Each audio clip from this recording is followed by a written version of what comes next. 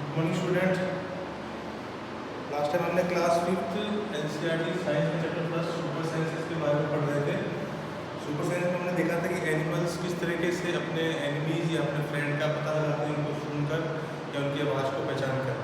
इसके बाद हमने पढ़ा था कि एनिमल्स होते हैं वो अपनी अलग अलग टाइप की आवाज़ें निकालते हैं वार्निंग कॉल देने के लिए कि कोई खतरा है या कुछ।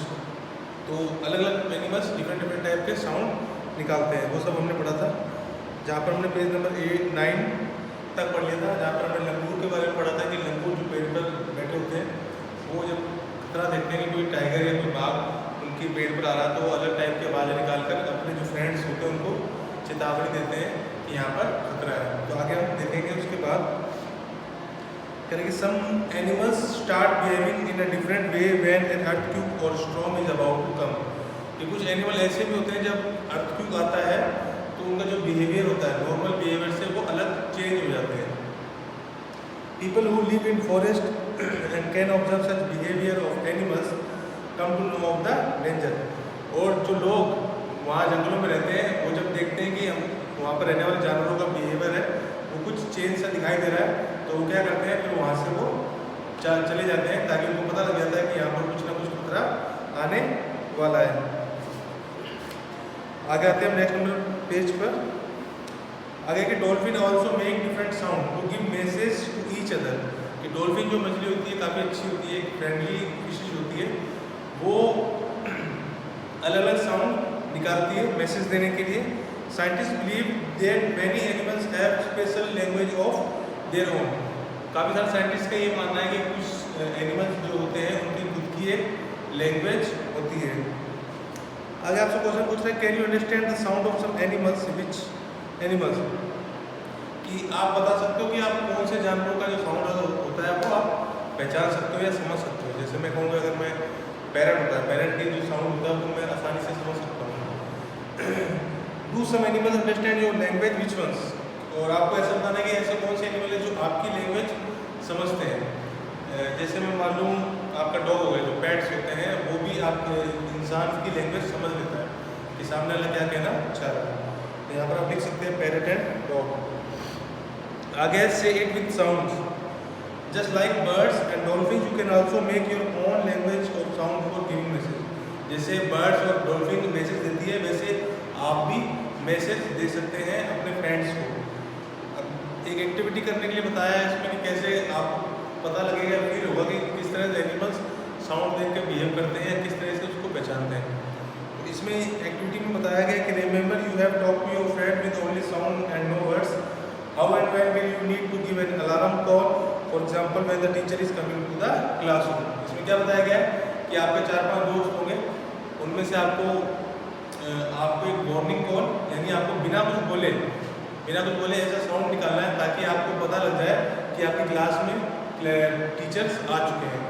जैसे आप स्कूलों में भी खेलते हैं बच्चे, जैसे टीचर्स आते हैं क्लास में तो बच्चे क्या बिना बोले ऐसी आवाज़ निकाल देते हैं ताकि बाकी स्टूडेंट्स को पता लगता है कि हमारी क्लास में टीचर आ रही है। तो इस तरीके से आपको एक्टिविटी करनी है ताकि आपको अच्छे से समझ आए कि एनिमल किस तरीके से सर्वाइव करते हैं। आगे स्लीपिंग एंड वॉकिंग यानी सोना और जागना। Some animals go into a long deep sleep in certain season then they are not seen for many months.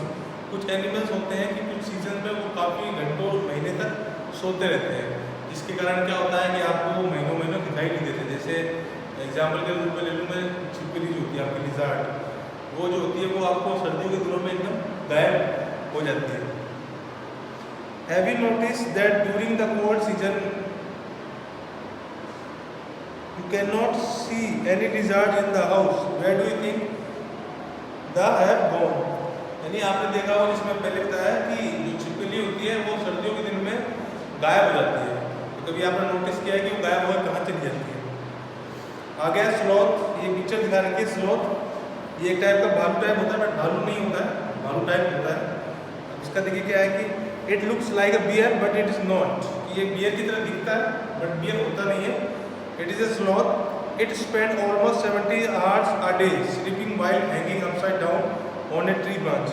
ये एक घंटे में यानी एक दिन में यानी 24 hours में से लगभग 17 या 17 या 18 आवर्स सोता रहता है पेड़ के ऊपर उल्टा लटक के।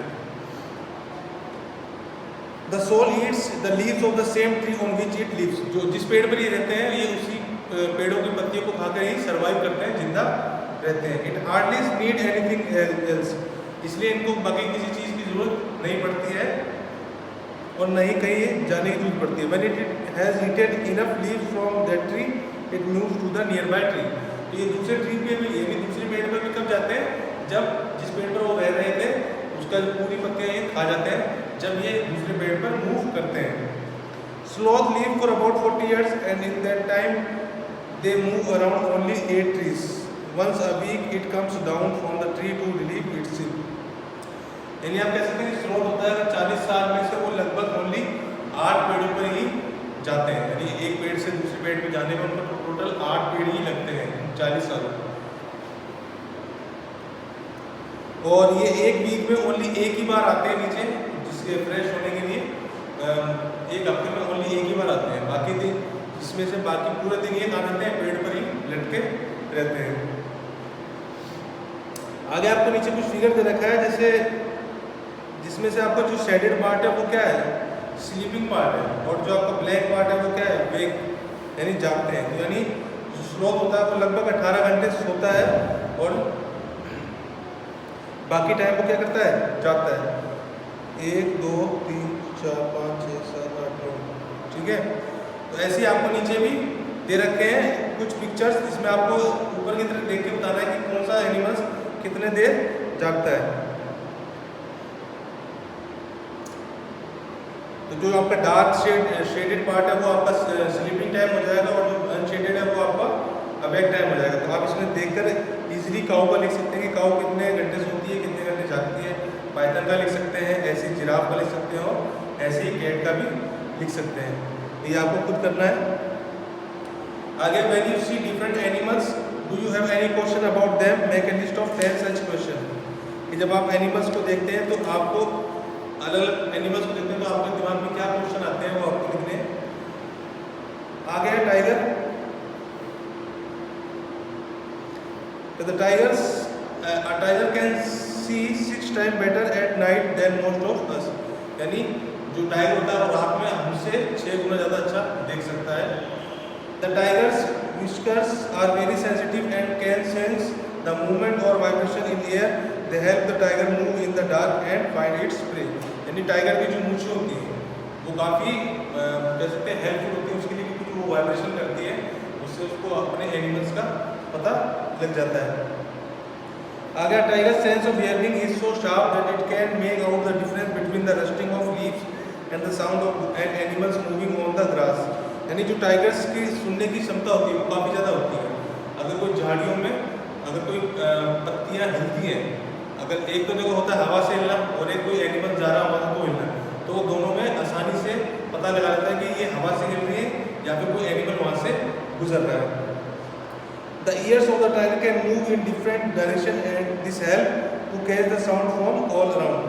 तो जो कान होते हैं उसके टाइगर्स के वो चारों मतलब काफ़ी घूम सकते हैं, जिससे क्या होता है वो चारों तरफ का जो साउंड होता है वो इजीली सुन लेता है।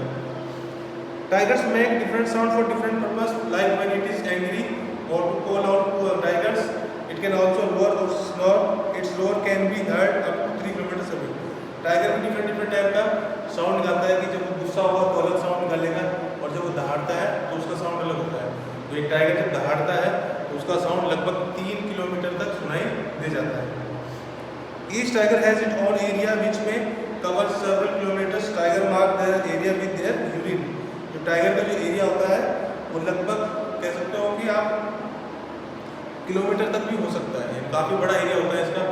और ये जहाँ पर भी जिस एरिया में रहते हैं तो वहाँ पर अपनी यूरिन यानी पेशाब को वहाँ छोड़ देते हैं, ताकि जिससे क्या होता है जो दूसरे टाइगर अगर आते हैं तो उनको पता लग जाए कि भाई ये जो एरिया है वो किसी टाइगर का है, तो वहाँ पर जाना या नहीं जाना वो उनके ऊपर डिपेंड करता है। A tiger can at once come in know if there is another tiger in its area by the smell of the urine। A tiger will avoid going into the another tiger's area। जैसे मैंने बताया कि जब दूसरा tiger उस urine को सूंघते हैं तो उनसे पता लग जाता है कि यहाँ पर कोई दूसरा टाइगर भी है, तो वहाँ पर आपको जाना है, उस टाइगर को जाना है नहीं जाना है वो उसके ऊपर डिपेंड करता है। अगर the tiger is one of the most alert animal and yet today tiger are in danger. यानी कह सकते हो कि टाइगर एक सबसे अलर्ट यानी खतरनाक जानवर है, लेकिन आज इसको भी क्या हो गया, खतरा हो गया है, ये भी खत्म होते जा रहे हैं। But do you think are some of the dangers to tiger in the jungle? क्या आप सोच सकते हो कि टाइगर्स को जंगलों में किस टाइप का खतरा है? Can human being also be a threat to animals? क्या इंसान भी एनिमल्स को नुकसान पहुंचा रहे हैं? How? Do you know that today many animals are killed and their parts are sold? क्या आप जानते हैं कि काफ़ी सारे जानवर हैं जिनका आज उनको काट के उनके पार्ट्स को बेचा जा रहा है। Elephants are killed for their turns, जो हाथी है उनके दांतों के लिए उनको काटा जा रहा है, मारा जा रहा है। राइनोस फॉर इट्स हॉर्न, और जो गेंडा होता है उसकी सींग के लिए उसको मारा जा रहा है। और tigers, crocodile and snake, tiger, मगरमच्छ और स्नेक उनको उनकी खाल के लिए, फॉर देयर स्किन, उनके खाल के लिए भी उनको मारा जा रहा है।